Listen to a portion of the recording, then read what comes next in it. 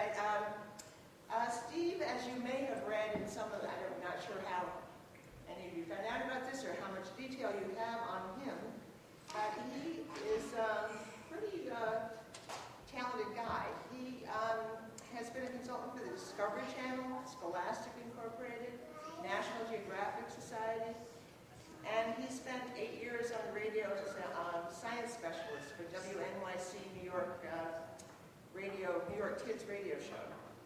And he was the writer and host of the Emmy Award-winning PBS series Dr. Dad's Phantastic Physical Phenomena. So with lots, again, of gratitude and with warm welcome, please bring on the Dirtmeister. Thank you. How's everybody doing today? Good. You braved the bad weather to come here. I know, you know, what did we have, like 30 days of rain in a row, and today it's sunny.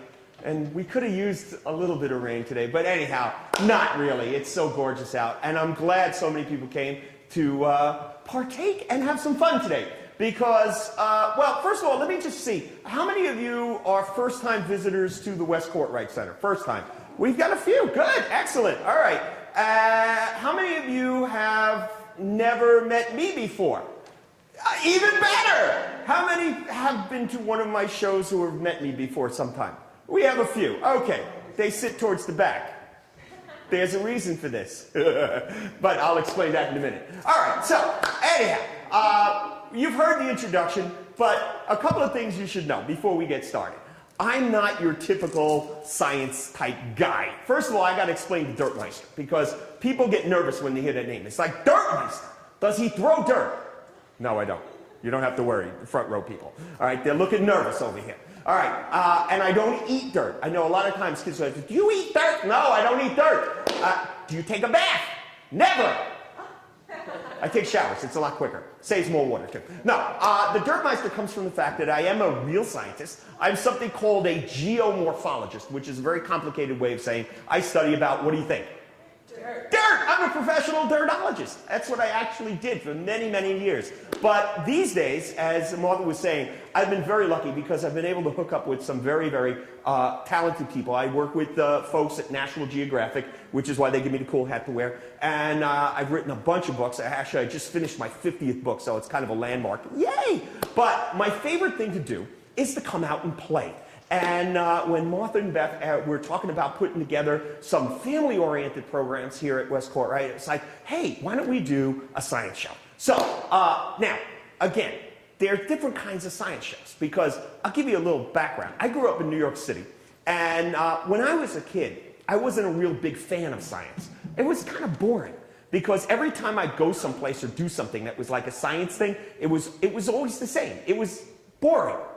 You ever get bored with science? Be honest. Anybody? Yes! Good! Thank you. All right. Well, for me, I'll tell you what the first negative experience was. I was about 5 years old, and my mother was telling me about this place in New York City called the Museum of Natural History. Has anybody ever been there? Have you ever? Oh, yeah. Oh, you know the place. All right. Well, we go down there, right? She goes, okay, we're going to go see dinosaurs. Now, I'm 5 years old. I don't know anything about dinosaurs. Right? So she goes, we're going to go see the dinosaurs. And it's like, I don't want to see the dinosaurs. She goes, no, you're going to love the dinosaurs. I don't want to see the dinosaurs. She goes, why don't you want to see the dinosaurs? The dinosaurs are going to eat me. She goes, no, they're not going to eat you. They're all dead. It's like, why do we want to see dead dinosaurs? Because I figured they'd be laying there on the ground like, you know, dead.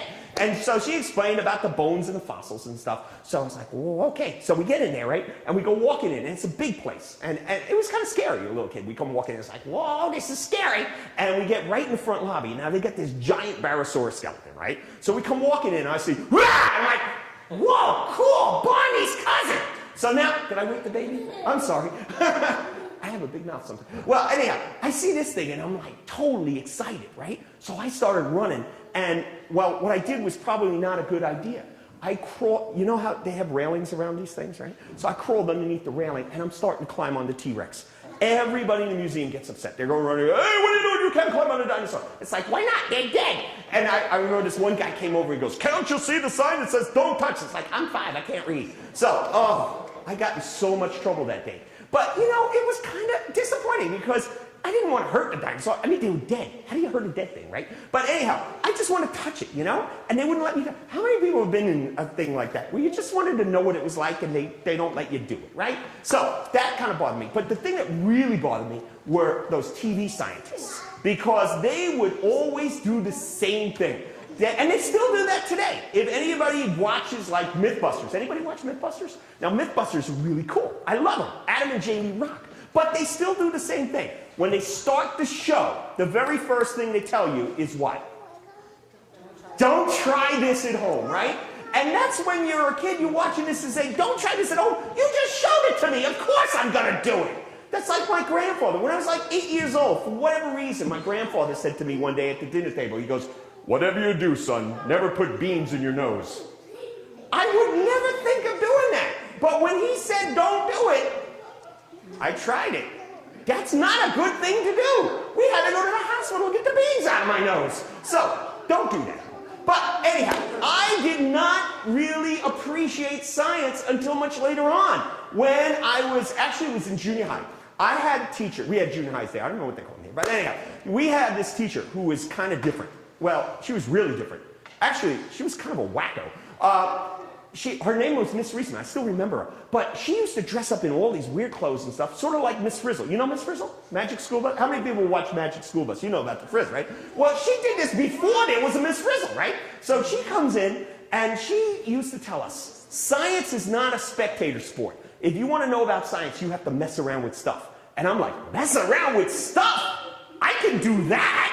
How many of you like to mess around with stuff? Yay! Right? So we learned more in science with her in like 6 months than I had learned in my entire life. And it was all because we were playing. So I decided right then and there that I wanted to become a scientist. And I kind of kept it going, because over the years I've been involved with some really cool people who allowed me to do some really cool things.